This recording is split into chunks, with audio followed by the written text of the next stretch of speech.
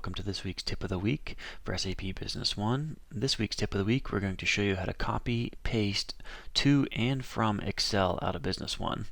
Now this can be very useful if you have multiple columns and tables to update all at one time. I'm going to show you how to do that.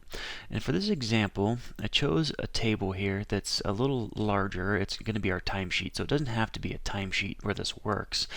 Just a table that has multiple columns and something to copy to and from. Okay.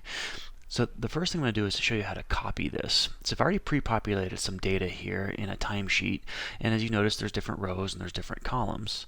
So to copy this, I'm going to right-click and I'm going to copy the table.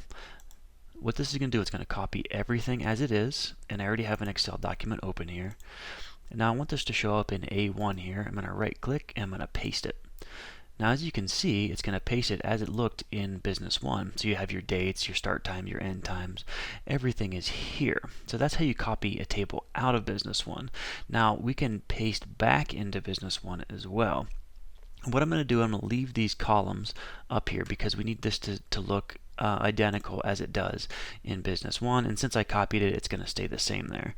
But let's say I want to add multiple rows below here and continue on. So what I'll do is I'm going to go back to my Excel table here, and I'm going to remove this information.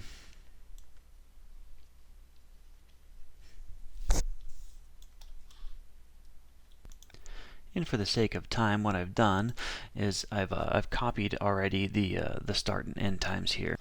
And I'm going to paste that back in here. And I'm going to change the date.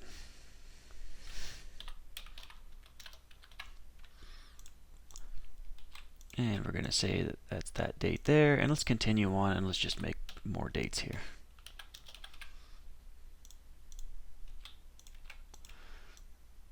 And let's make this structure the same as well.